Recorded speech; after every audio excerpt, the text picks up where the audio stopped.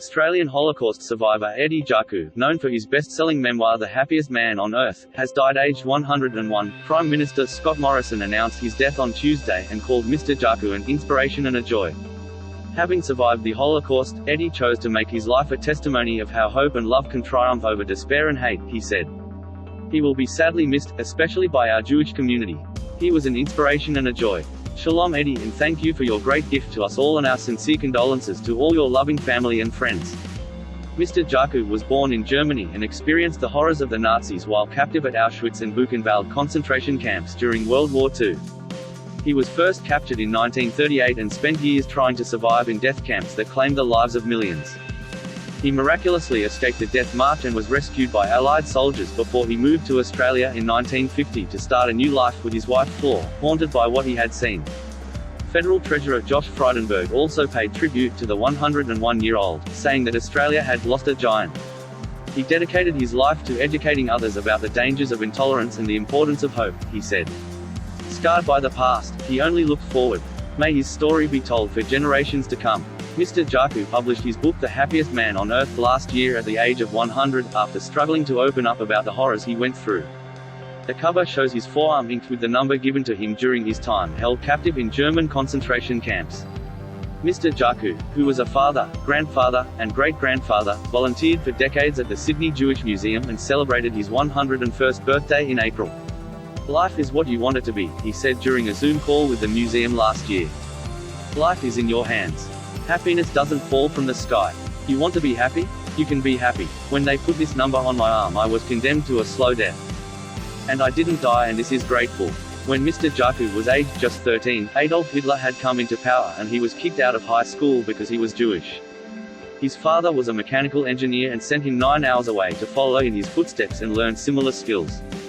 After 5 years of studying and sleeping in an orphanage, Mr. Jaku graduated at the top of his class at the age of 18 and decided to return home to visit his parents in November 1938. He described the decision to surprise his parents for their 20th wedding anniversary as the biggest mistake in his young life, the Sydney Morning Herald reported.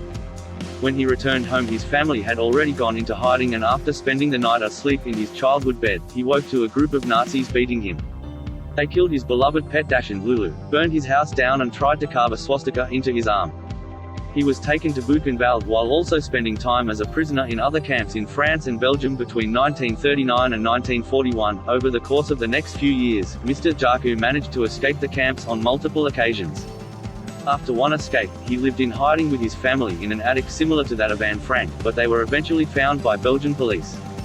In 1944, Mr. Jaku and his family were sent to Auschwitz, where his parents were gassed upon arrival as part of the horrific selection process carried out by the Nazis. His parents' fate was sealed by the notorious Dr. Joseph Mengele, who carried out horrific experiments on prisoners, earning him the name the Angel of Death. Mr. Jaku said after they got off the train to Auschwitz, he didn't want to be separated from his father.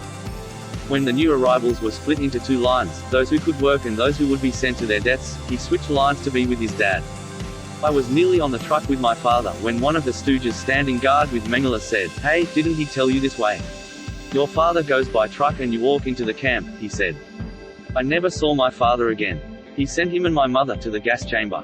He recalled the horrific screams of fellow prisoners taking their own lives by running into the electrified fence around the camp, and admitted he considered following them at times. But because of his education in engineering, Mr. Jaku was labeled an economically indispensable Jew, with the skills he learned as a young boy ultimately saving his life. He credits his strength to go on to his best friend Kurt Hirschfeld, who endured the horrors of Auschwitz alongside him. Having even just one good friend can be your entire world. The best balm for the soul is friendship, Mr. Jaku said. In January 1945, Mr. Jaku and thousands of other inmates were sent on a death march as Allied troops approached. Fearing he would be shot by guards, Mr. Jaku escaped and hid in a nearby drainpipe. Over the next few months, he lived in a cave, surviving off snails and slugs. He became so sick with cholera and typhoid and weighed just 28 kilograms when he decided to crawl to the nearby highway and submit to his fate. It was then that he was found by American soldiers and taken to hospital, where he was told he had just a 35% chance of surviving, the Belfast Telegraph reported. In that moment I made a promise that if I lived I would become an entirely new person, he said.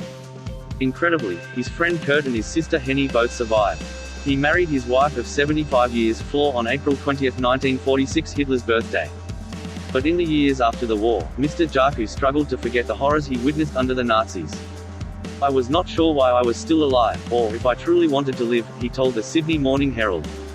But with the birth of his first son Michael, Mr. Jaku said his happiness returned in abundance.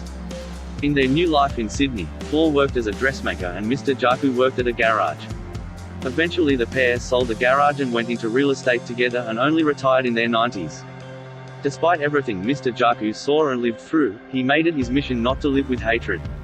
You must not hate. Hate is a disease. It destroys your enemy first but you also, he said.